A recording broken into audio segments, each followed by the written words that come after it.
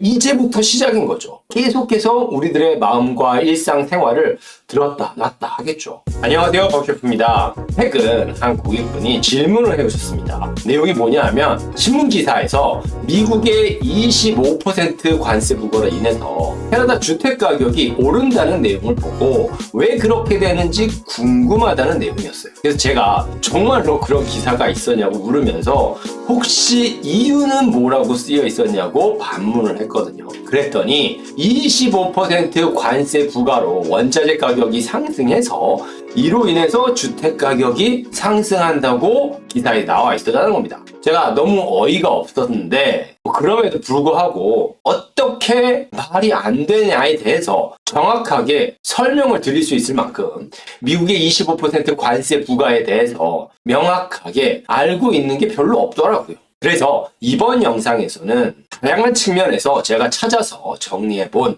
미국의 25% 관세 부과에 대해서 공유해보고 우리들에게는 어떤 영향을 미칠지 생각해볼 수 있는 기회를 가져보려고 합니다. 자, 우선 이 미국의 25% 관세 부과에 대해서 이해하기 위해서는 캐나다가 도대체 미국에게 무엇을 수출하기에 미국에서 25%의 관세를 부과하려고 하는지 살펴볼 필요가 있겠죠. 우선 미국에 대한 캐나다의 수출은 캐나다 GDP의 30% 이상을 차지하는데 가장 큰 수출 제품은 에너지, 총 수출의 22%고요. 원유 및 원유 파류는 14%, 자동차 및 부품은 19%, 소비재가 12%입니다. 그래서 미국은 캐나다 제품의 가장 큰 수출 목적지로 총 수출의 76%로 압도적인 부분을 차지합니다. 그리고 그 뒤로 중국이 4.5%, 영국이 2.6%예요. 그러니까 이 통계 자료를 바탕으로도 확인할 수 있죠. 이것만 봐도 미국이 캐나다를 먹여 살린다고 볼 수도 있죠. 그래서 여기서 확인할 수 있는 것이 미국을 제외하고 수출하는 나라가 거의 전무한 상황이고 캐나다의 주력 산업이 에너지, 원유, 자동차 관련 산업으로 국한되어 있다는 것을 확인할 수 있습니다. 그러니까 전체 수출량의 76%를 미국에서 사주는데 그 중에서도 주로 파는 물건이 에너지, 원유, 자동차 관련 산업 이거밖에 없다는 거죠. 선택지가 별로 없죠. 자, 그럼 이번에는 캐나다는 이렇게 미국에 수출을 많이 하는데 미국은 어떤지 한번 보겠습니다. 자, 이 그래프를 보시면 미국이 왜 멕시코와 캐나다 그리고 중국에게 높은 관세를 부과하려고 하는지 쉽게 볼 수 있는데요. 여기 보시면 미국은 세 나라의 특히 높은 무역 적자를 기록하고 있습니다. 캐나다 같은 경우는 64억 불이 적자로 나와 있는데 2024년 작년에는 1000억 불 가까이 적자폭이 증가했습니다. 자, 그럼 이번에는 미국의 무역 적자 중에서 가장 큰 비중을 차지하는 캐나다의 주요 대미 수출품인 원유의 국가별 비중을 살펴보겠습니다. 저기 보시면 이 그래프를 보시면 반 이상의 원유를 캐나다에서 수입하고 있는 것을 볼 수 있죠. 그러니까 미국은 자기 나라에 필요한 원유를 이제 수입을 할 거 아닙니까? 근데 그 수입하는 원유 중에서 62%를 캐나다에서 수입을 하는 거죠. 그 비중이 굉장히 크죠. 그리고 캐나다에서 생산된 98%의 원유가 미국으로 수출됩니다. 그래서 이 미국 수입량의 62%를 차지하는 거죠. 미국의 입장에서는 수입량의 62%가 캐나다산이라 많기는 많죠. 그래도 다른 대체할 수 있는 것들이 좀 보이죠. 근데 캐나다는 98%를 미국에 팔고 있어요. 자, 그런데 여기서 한 가지 의문점이 생길 수 있죠. 뭐냐면 미국이 러시아와 사우디아라비아 다음으로 세계 3위의 산유국인데 왜 이렇게 많은 양의 원유를 캐나다에서 수입하고 있는가입니다. 그래서 이 이유를 살펴보면 다른 캐나다 산업품은 25% 관세 부과를 하면서도 왜 에너지 자원에 관해서는 10% 관세 부과에 그쳤는지 이해할 수 있겠죠. 자, 우선 첫 번째로 캐나다산 원유 가격이 저렴합니다. 자, 여기 보시면 캐나다 원유가 가장 저렴한 것을 확인할 수 있죠. 여기 미국, 영국, 두바이 이렇게 있는데 차이가 많이 나죠. 자, 그리고 이 그래프를 보시면 이렇게 캐나다 원유 가격이 저렴한 게 최근의 일만이 아니라 예전부터 계속 그랬다는 걸 알 수 있죠. 정말 일정한 차이를 두고 지금까지 계속 더 저렴했죠. 미국산 텍사스 우유보다요. 그래서 이 그래프에 보시면은 미국과 캐나다의 원유에 대한 상호 의존도가 얼마나 커지는지 알 수 있습니다. 그러니까 점점 올라가고 있죠. 다른 나라에서 수입하는 것보다 캐나다에서 수입해오는 원유가 커지고 있는 거죠. 그러니까 미국은 캐나다 걸 많이 사오고 싸니까요. 그리고 캐나다는 미국에 대부분을 팔고 있죠. 근데 캐나다는 미국에 왜 싸게 원유를 팔고 있을까요? 자, 이 지도를 보시면 캐나다에서 원유가 저렴한 이유를 지리적으로도 알 수 있고 왜 캐나다가 미국에게 손해를 보면서 원유를 파는지도 파악할 수 있죠. 자, 여기 보시면 이 밑에 쪽이 미국이죠. 근데 다른 나라에서 원유를 가져오려면 이렇게 바다를 통해서 와야겠죠. 하지만 캐나다의 원유는 여기 보시면 이 라인이 송유관이거든요. 그러니까 이렇게 송유관을 통해서 내륙으로 디렉트로 수송이 되는 거죠. 그러니까 캐나다의 원유는 안 그래도 싼 데다가 배를 타고 오든지 뭐 차량을 이동하든지 이게 아니라 송유관을 통해서 바로 쏴주니까 운송비가 그만큼 더 절약되겠죠. 거기다가 캐나다의 입장에서도 미국 말고 다른 나라로 원유를 판매하려면 배를 이용해야겠죠. 캐나다 국경과 맞닿아 있는 나라는 미국밖에 없잖아요. 그래서 이런 지리적인 약점을 보완하기 위해서 최근에 이제 밴쿠버 쪽 태평양에 있는 항구를 이용해서 태평양 너머로 원유를 수출할 수 있도록 이쪽에 송유관을 건설했죠. 그래서 태평양 쪽으로도 판매를 할 수 있도록 송유관을 건설하긴 했습니다만 최근에 완공됐으니까 이게 제대로 돌아가려면 시간이 많이 필요하겠죠. 자, 그래서 얘기를 하다 보니까 너무 원유 얘기만 한 것 같습니다만 캐나다의 원유와 에너지의 수입을 제외하면 미국은 캐나다에 무역 흑자로 전환될 수도 있기 때문에 그만큼 필요하면서도 눈에 가시 같은 겁니다. 자, 그럼 이번에는 지금까지 살펴본 이 백그라운드를 바탕으로 해서 이런 관세 부과가 미국과 캐나다에 어떤 경제적인 충격을 줄지에 대해서 PIIE의 보고서를 인용해서 정리해보면, 자, 우선 캐나다 측은 GDP의 2.6% 감소가 전망이 됐다고 합니다. 이 정도면 금리 인하로 상쇄 불가능한 수준이에요. 그리고 제조업 생산은 7% 감소하고 실업률은 1.5% 상승할 걸로 예측되고요. 소비자 물가는 1.8% 상승한다고 합니다. 이 식료품과 주류에 관련해서요. 그러니까 생산성은 감소하고 물가는 올라요. 근데 금리 인하로 이 문제를 해결할 수가 없습니다. 어떻게 될까요? 자, 반면 미국 측은 중서부 지역 휘발유 가격이 개럴당 0.5달러 정도 인상이 되고요. 그 다음에 자동차 생산비가 3,000불 정도 증가하고 가구당 연간 구매력이 1,200불 정도 손실된다고 합니다. 그래서 지금 캐나다 측과 미국 측의 경제적 충격에 대한 예상을 이제 해놓은 건데 사실 이게 비교가 잘 안 되죠. 비교하는 대상이 틀리니까요. 캐나다는 좀 더 거시경제 쪽이고 미국은 미시경제 쪽으로 비교를 해놨으니까요.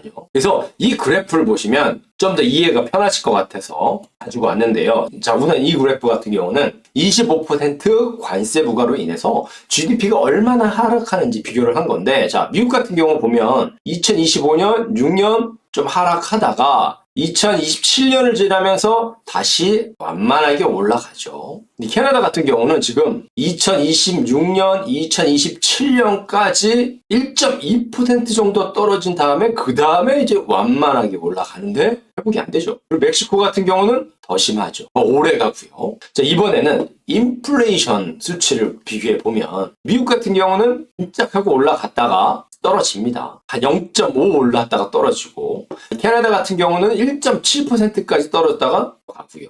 멕시코 같은 경우는 2.3% 증가하는 걸로 나와요. 그래서 이 25% 관세 부과로 인해서 미국도 타격을 받지만 캐나다는 몇 배의 타격을 받는 거죠. 그래서 최근에 25% 관세 부과가 시행될 뻔하다가 한 달 유예됐죠. 그래서 관세가 부과되면 캐나다도 보복 관세를 부과한다고 했죠. 그래서 그 첫 번째 단계가 30억 달러 상당의 미국산 제품에 25% 관세를 부과하는 게 첫 번째 단계였습니다. 그래서 대상 품목이 뭐 오렌지 주스, 땅콩 버터, 와인, 위스키 등 주류랑 가전제품, 화장품 이런 건데 캐나다가 미국에서 수입해오는 전체 수입량이 대략 3,200억 달러 정도 되는데 여기서 30억 달러라는 수치는 사실 별거 아니죠. 10분의 1도 아니고 100분의 1이죠. 그리고 두 번째 단계가 뭐였냐면 120억 달러에 해당하는 이제 추가 관세인데 여기는 트럭, 항공우주 제품, 철강, 알루미늄, 육류, 유제품 뭐 이런 것들이 포함되어 있다고 하거든요. 근데 이것도 125억 달러밖에 안 돼요. 그리고 이제 보고서에 보면 이제 세 번째가 뭐냐면 1단계랑 2단계에서 30억, 120억 달러 이렇게 보복 관세를 하고 세 번째가 뭐냐면 뭐 전략적 대응이라 그래가지고 이제 더 이상 보복 관세할 게 없고요. 뭐 정치적으로 로비를 한다든지 니켈이나 우라늄 등의 전략 광물을 수출 제한한다든지 이런 자질구레한 것들이. 그러니까 캐나다는 미국의 보복 관세를 할 수 있는 게 별로 없는 겁니다. 그래서 캐나다에서는 이 미국의 25% 관세 부과에 대해서 대응 전략을 나름대로 이제 마련했는데 아까 전에 말씀드린 그 3단계 보복 조치 이외에 예를 들면 기준금리를 추가 인하한다든지 근데 아까 전에도 말씀드렸지만 워낙 파급 효과가 크기 때문에 기준금리 인하로 상쇄가 안 된다고 그랬죠. 근데 거기에다가 인플레이션도 올라가니까 더 금리 인하할 수도 없죠. 그 다음에 뭐 기업 지원 프로그램을 확대한다든지 장기적인 전략으로 중국, 유럽 등 다각화 시장을 개척한다든지 아까 전에 잠깐 말씀드렸잖아요. 원유를 이제 다른 나라에도 파는 거죠. 시간이 많이 걸리겠죠. 얼핏 접하기로는 원유 이제 수출하려고 이제 유조선 몇 개를 오더해 놨다고 하거든요. 만들어진 것도 아니고요. 그 다음에 내수시장 활성화를 위한 세제 개편 추진. 뭐 이것도 말이 많죠. 미국의 관세 부과 이전부터 했어야 되지 않냐고. 이제야 이슈화되고 있는 거잖아요, 이것도. 그래서 뭐 이번 관세 충돌은 단순한 무역 전쟁을 넘어서 80년간 이어진 북미 경제 통합 체제의 근본적인 재편을 예교하는 시작이라는 분석도 있죠. 일리가 있죠. 자, 그래서 지금까지 간략하게나마 25% 관세 부과의 일부 배경과 그 파급 효과에 대해서 살펴봤습니다. 그리고 굳이 정확하게 계산하지 않아도 미국과 캐나다의 차이를 실감하셨을 거예요. 뭐 매스컴에서 계속 떠들고 있습니다만 미국의 관세 부과가 표면적으로는 펜타닐과 불법 이민자 때문이라고 하지만 본질은 아니죠. 그러니까 캐나다와 멕시코, 미국은 무관세 협약을 맺고 있죠. 그러니까 즉 법으로 무관세 규정이 돼 있는 겁니다. 그런데 지금 트럼프 행정부는 관세를 매기려고 하는 거잖아요. 그러니까 법에 위반되는 행위를 지금 하고 있는 겁니다. 물론 미 국내법이 아니라 국제법이긴 하지만요. 그러니까 사실은 미국 의회의 의결 없이는 행정부가 단독으로 이 무관세 협약이라는 이 법 규정을 바꿀 수는 없죠. 다만 최근에 한국에서 있었던 비상대응과 같이 그 정도까지는 아닙니다만 이제 예외가 되는 조항이 미국의 국익에 치명적인 이유가 발생할 때는 비상사태를 선언할 수 있고 행정부의 권한으로 의회의 의결 없이도 관세를 부과할 수 있게 되니까 이를 이용하는 거죠. 그래서 이 그래프에서 확인할 수 있는데 캐나다에서 미국으로 넘어가는 불법 이민자의 수치는 굉장히 제한적입니다. 그래서 최근에 멕시코 국경이 강화되면서 캐나다로 이제 우회해서 미국으로 입국하는 숫자가 이제 증가하기는 했는데 그래봐야 여기 보시면 3,000명이에요. 예전에 1,000명대였는데 이제 3,000명으로 증가한 겁니다. 매월 3,000명입니다. 근데 이게 어떻게 보면 많을 수도 있지만 멕시코에서 넘어가는 사람에 비하면 이건 진짜 비교할 수도 없이 적은 수치죠. 불법 이민자가 한 해 20만 명씩 미국으로 입국한다는 미국의 주장과 비교해보면 절대적으로 낮은 수치죠. 결국 트럼프 행정부가 높은 관세를 부과하려는 가장 큰 이유는 미국의 무역 적자를 줄이려는 거죠. 간단하게 표현해보면 자, 한 나라의 무역 적자는 가정으로 따져보면 버는 것보다 쓰는 게 많다는 의미죠. 근데 일반 가게는 그나마 이제 소비를 줄이면 적자가 당연히 감소하겠죠. 적자 폭이. 근데 이제 국가 같은 경우는 국민들의 소비를 통제하기가 어렵죠. 근데 예를 들어서 종종 사 먹던 이제 소고기의 가격이 25% 오르면 어떻게 될까요? 일주일에 2번 먹을 걸 한 번만 먹든지 그거 같이 소비를 줄일 가능성이 높게 되겠죠. 물론 이제 소비가 줄어든 반면 제품 가격이 올랐으니까 그만큼 인플레이션 압력을 받을 수밖에 없게 됩니다. 그래서 최근에 트럼프 대통령은 25% 관세를 부과하면 미국이 또 일단은 고통스러울 거라고 언급했죠. 그래서 일단 관세 부과가 유예되긴 했습니다. 하지만 이를 빌미로 이제 계속 새로운 것을 요구하겠죠. 지금만 봐도 기존의 나프타를 대체한 USMCA 재협상을 통해서 더욱 실속을 챙기려고 하고 있습니다. 그러니까 이제부터 시작인 거죠. 저는 개인적으로 이제 트럼프 대통령을 좋아하지 않는데, 하지만 실속을 챙기는 이 장점은 배울 필요가 있다고 생각합니다. 이 트럼프 대통령이 이 거래하는 그 모습을 이렇게 잘 보면은요, 불법과 합법의 중간 지점을 이렇게 잘 이용하면서 교묘하게 원하는 큰 그림은 이제 뒤에 감추어 두고 상대방에게 큰 손실이 발생할 이슈들만 이제 들추어내면서 자극하는 노련한 이제 그런 리얼터가 떠올라요. 대부분의 사람들은 눈앞에 닥친 갈등을 당장 해결하고 싶어 하거든요. 그래서 때때로 눈앞의 갈등 해소에만 집중한 나머지 이 갈등을 빌미로 일어날 수 있는 일들을 간과하는 경향이 있습니다. 그런데 이 갈등이 어느 정도 해소되면 또 다른 더 큰 갈등이 발생하죠. 갈등의 원인은 해소된 게 아니니까요. 눈앞에 보이는 그 아픈 갈등만 살짝 해결했든지 아니면 옆으로 치워놓은 거니까요. 그래서 이 갈등이 반복되고 이 갈등의 고비마다 비용은 계속 지불하게 되는데 갈등의 근원은 해결되지 않는 거죠. 제가 거래할 때 종종 쓰는 비유인데, 자, 바다가 있는데 바다에 모자가 떨어졌습니다. 원인이 여러 가지가 있겠죠. 그래서 모자를 줍기 위해서 신발을 벗고 물속에 들어갈 때는 망설이게 됩니다. 내 발이 젖어야 되잖아요, 물에. 그래서 망설이게 하는데 점점 들어가면서 그 차가운 물에 내 발이 익숙해지죠. 그러다가 내 허리까지 물이 차면 어떻게 될까요? 그다음부터 거침이 없어지죠. 벌써 반이 젖었으니까요. 결국 나도 모르게 이제 바닷속 깊이까지도 들어가게 되는 겁니다. 그런데 차분하게 이런 과정을 거친다면 물속에 들어가서 조금씩 내 몸이 젖어오는 걸 느끼다 보면 어떤 사람은 이제 나오고 싶을 수도 있겠죠. 근데 트럼프 대통령은 여기서 한 발 더 나가서 이런 일련의 과정을 의식하지 못하게 정신없이 몰아붙이는 거죠. 그러니까 야금야금